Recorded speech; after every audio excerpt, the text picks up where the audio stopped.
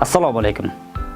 Sizlar bilan Pedagogik innovatsiyalar institutining professional ta'limni raqamlashtirish laboratoriyasi tomonidan ishlab chiqilgan onlayn metodik ta'minlash platformasidan foydalanish bo'yicha video yo'riqnoma bilan tanishib chiqamiz.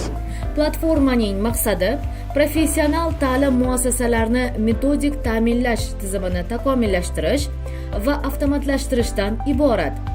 Tizimga ixtiyoriy brauzerdan edu.profedu.uz havolasi orqali kirish mumkin va platformaga kirganimizdan so'ng platformada kerakli bo'lgan asosiy 5 ta bo'lim mavjud ekanligini ko'rishimiz mumkin. Platformadan to'laqonli foydalanish uchun eng avvalo kirish havolasi orqali kirib, ro'yxatdan o'tish kerak.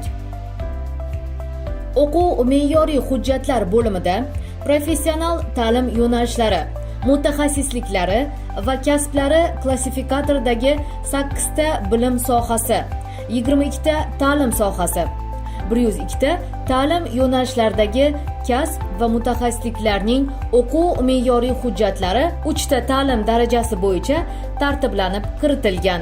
Bular boshlang'ich, o'rta va o'rta maxsus professional ta'lim darajalari hisoblanadi.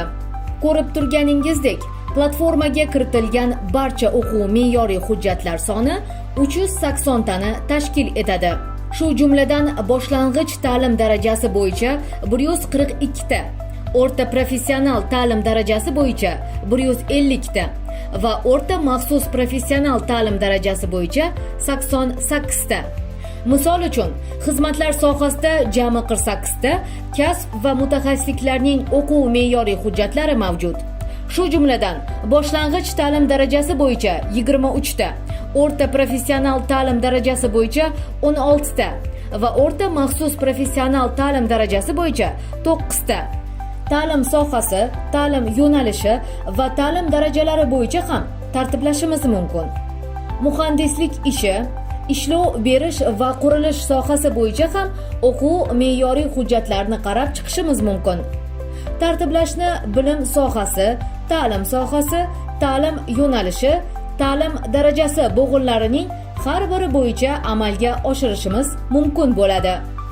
Misol uchun, kompyuter injiniring mutaxassisligini tanlasak, shu mutaxassislikka oid platformaga kiritilgan o'quv me'yoriy hujjatlarni ko'rishimiz mumkin. Malaka talabini yuklab olish tugmasini bosilganda yangi oynaga shu hujjat ochiladi. Bunda hujjat onlayn o'qish, uni printerda chop etish yoki yuklab olish mumkin bo'ladi. O'quv rejada ham xuddi shu amallarni bajarishimiz mumkin bo'ladi. O'qitish materiallari to'plami bo'limida bilim sohasi va ta'lim sohasi bo'yicha o'qitish materiallari to'plamlari joylashtirilgan. Misol uchun, chilangarlik o'quv amaliyoti bo'yicha o'qitish materiallari to'plamiga kiritilganda, ushbu to'plam uchun berilgan guvohnomani ko'rish va to'plamning faylini onlayn o'qish, pechatga berish yoki yuklab olish imkoni mavjud. Qisqa muddatli kurslar bo'limida yo'nalishlar bo'yicha qisqa muddatli kurslarning o'quv dasturlari joylashtirilgan. Yuklab olish tugmachasi bosilganda shu qisqa muddatli kursning o'quv dasturi ochiladi. Bunda o'quv dasturini onlayn o'qish, pechatga berish yoki yuklab olish imkoni mavjud. Jurnal bo'limida kasb-hunar ta'limi jurnali yillar kesimida joylashtirilgan. Ushbu jurnal yilning har choragida chop etiladi.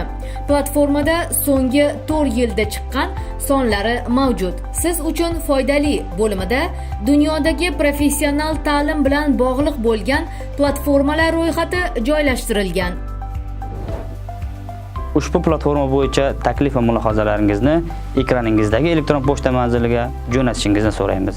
Sizning fikringiz biz uchun muhim. Keling, ushbu platformani birgalikda takomillashtiramiz.